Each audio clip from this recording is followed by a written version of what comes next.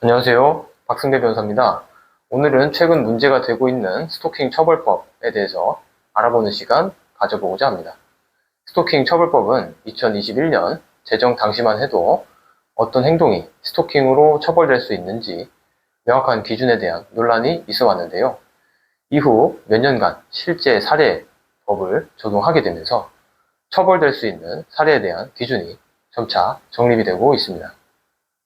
스토킹 처벌법이 제정된 계기는 이성 간 일방적 교제 요구 및 결별 과정에서의 상대방의 거절에도 불구하고 지속적으로 따라다니거나 휴대전화, 문자, 이메일 등 정보통신망으로 연락하는 행위를 근절하기 위함에 그 목표가 있습니다.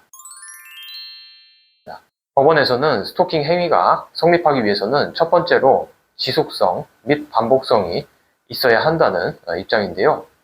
실제 무죄 판결례를 살펴보면 피고인이 약 한 달에 걸쳐 공개적인 장소에서 피해자에게 연락처를 달라고 하거나 단순히 피해자의 주거지에서 마주친 적에 불과한 사례, 피고인이 직장 직속 후임인 피해자에게 하루에 4번에 걸쳐 메시지를 보내고 그로부터 약 3개월 후 대화를 하자면서 10분간 피해자 차량을 막은 사안, 피고인이 총 10분에 걸쳐 아침에 버스 정류장에서 마주친 피해자에게 연락처를 달라고 말을 걸고 피해자가 도망치자 200m를 쫓아가 가게 안으로 들어간 사안, 피고인이 피해자의 신고로 출동한 경찰로부터 건물 밖으로 퇴거를 당하였음에도 약 1시간 30분 기간 동안 2회에 걸쳐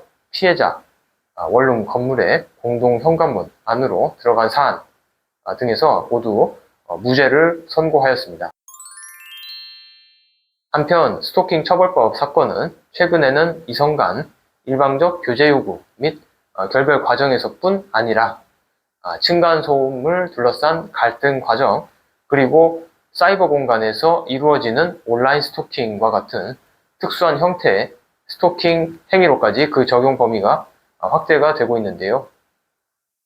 층간소음과 같은 특수한 상황에서의 무죄 판결례를 살펴보면 서로 갈등 관계에 있던 옆집에 사는 피해자에게 이틀간 2번에 걸쳐 아파트 복도에서 만나 소리를 지르고 욕설을 한 사안, 피고인이 이틀간 2번에 걸쳐 피해자 집 앞 대로변에서 1인 피켓 시위를 한 사안, 피고인이 2달간 2번 정도 피해자 집 현관문이나 부근 엘리베이터 벽에 층간소음 항의글을 붙이고 3번 정도 피해자 집 현관문을 두드리고 초인종을 누른 사안, 피고인이 층간소음에 항의하기 위해 약 2달간 4번 정도 새벽에 위층에 거주하는 피해자 주거지에 찾아가 초인종을 누르고 소리를 지른 사안, 피고인이 2달간 8번 정도 피고인의 집 아래층에 있는 피해자가 운영하는 댄스 학원의 문을 열고 들어오거나 안을 들여다본 사안, 피고인이 2달간 12번에 걸쳐 윗집인 피해자 집을 찾아가거나 물건을 놓아둔 사안 등에서 모두 층간소음 분쟁 기간에 비해 접근 횟수가 많지 아니하거나 피고인이 층간소음 분쟁 해결을 위해 노력을 했음에도 피해자가 별다른 대응을 하지 않았던 사정 등을 이유로 무죄를 선고하기도 하였던 것입니다.